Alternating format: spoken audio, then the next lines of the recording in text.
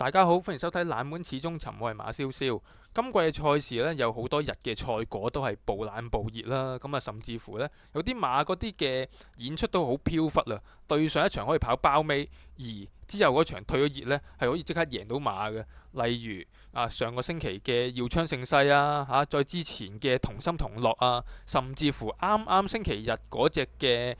競進天下都算係呢個例子啦。雖然佢又轉咗少少配備啦，咁但係都有時啲馬你見到佢神操狀態好嘅話呢，如果真係輸到烏哩單刀，都不妨呢係追多一次啦，俾少少耐性啦咁亦都唔排除呢會有更加好嘅賠率嘅。咁今次嘅賽事呢，都有一隻呢係相近嘅情況嘅，嗰隻就係第5場8號嘅團結戰靈咁呢隻馬上次呢就轉咗去貴福特馬房就復出啦。其實賽前呢都見到佢神操已經係操靚咗㗎啦，啲即係成個馬身都谷到脹卜卜啦，亦都壯得嚟呢係有線條嘅咁其實上次其實都已經以為佢整裝待發啦，但係不論馬會嘅票數，抑或雲數據嗰個嘅飛數呢，顯示都係比較弱啲呢隻團結戰靈呢，最終就真係天堂有路你不走內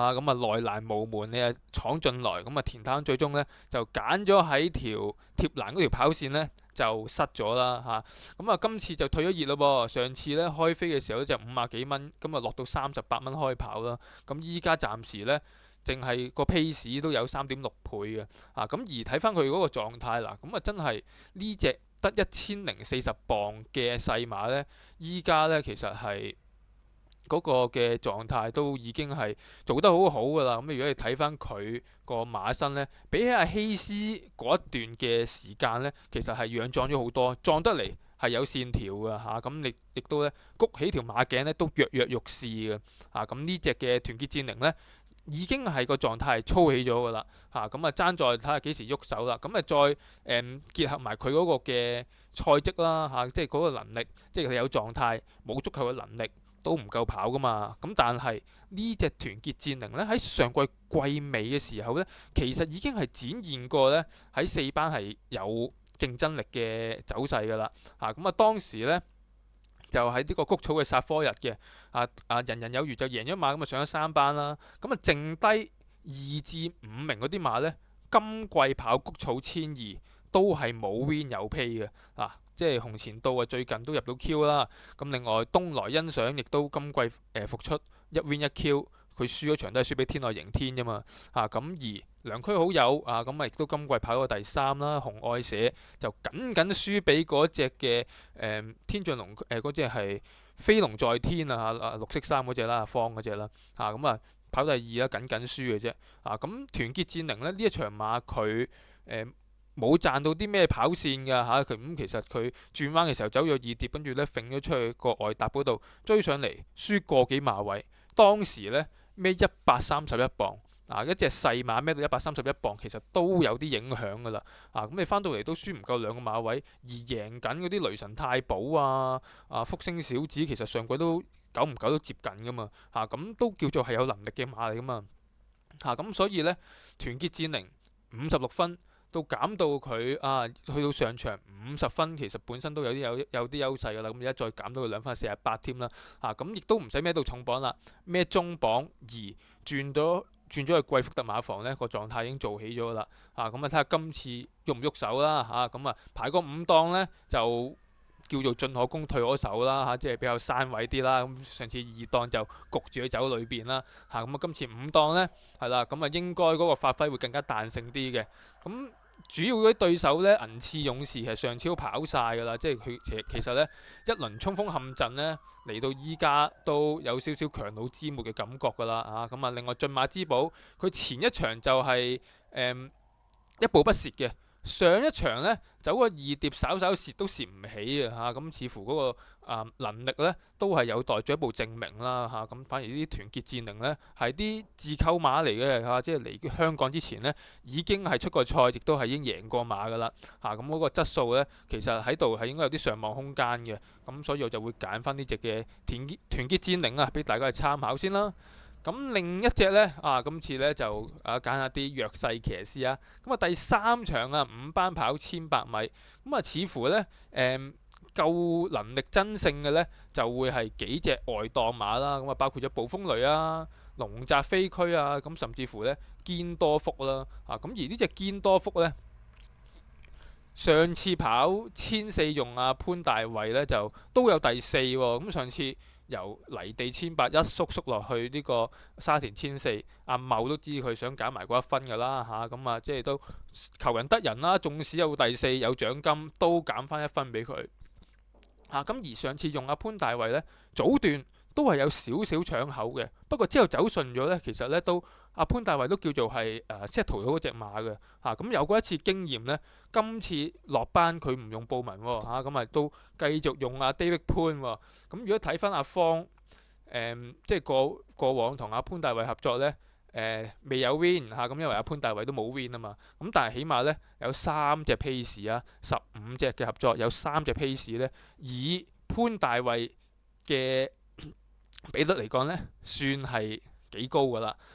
咁阿方都係一個有情有義嘅人啦。咁佢落班都冇話即刻要俾翻布文啦，同埋呢隻馬係叫做交代咗嘅季內咁所以呢，係有足夠嘅空間呢，俾阿方呢去叫做係即係講下義氣啦。咁今次俾你，咁如果真係今次都輸咗啦，下次先布文咯。咁而今次佢隔咗10日。都仍然有一課快跳咁對於呢隻馬嚟講呢，個操練上係積極嘅。因為以往呢，佢今季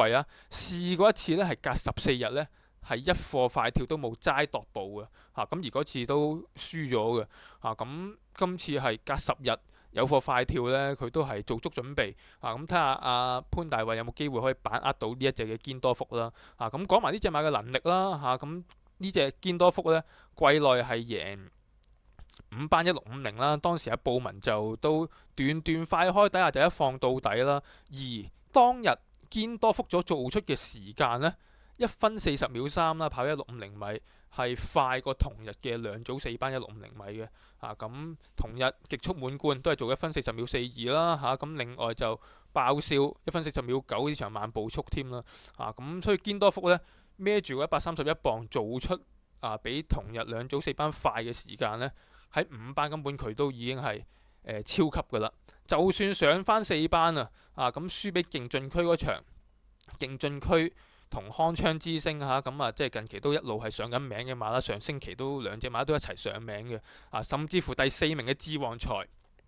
落翻5班都係僅輸嘅啫。咁智旺財直頭係連車尾燈都望唔到堅多福嘅。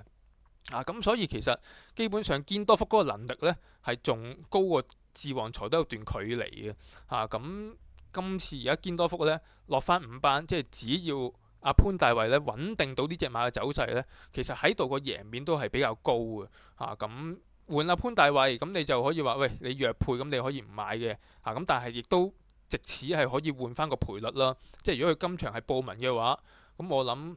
暴風雷4倍，佢應該係5倍到啦。或者係兩隻差唔多賠率嘅。咁依家有個少少嘅差距，就係因為潘大衛啫嘛。咁排個10檔呢，就反而會好過內檔添。咁早段可以俾佢順走，即係可能帶出嚟又得。跟馬跑亦都 OK 嘅。咁呢隻堅多福呢，有翻合理嘅分頭。即係如果你話臨場買到得4倍，咁你梗係唔好鬥佢啦。咁但係8點幾倍買一隻季內喺5班贏過，亦都係4班上過名嘅馬呢，咁絕對係一個合理價錢嚟嘅。就算係配潘大衛都好。咁呢度呢，就絕對係可以係即係睺一睺佢啦。咁另一隻要睺實嘅就係第5場咁呢隻都係兜翻住佢噶啦。上次個狀態都已經見靚噶啦，就係8號嘅團結戰靈啊。咁大家如果想睇埋馬燒燒嘅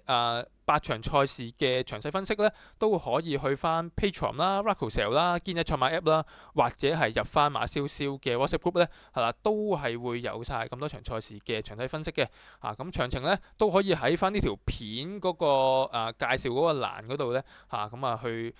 登入翻有關嘅網址啦。好啦，咁今集嘅時間呢，就到此完畢啦。咁希望呢，大家如果贏到錢嘅話呢，都可以繼續做下善事啦。即係捐翻少少錢俾雲福苑有關嘅居民啦。好，咁啊，今集嘅時間就差唔多啦，下一集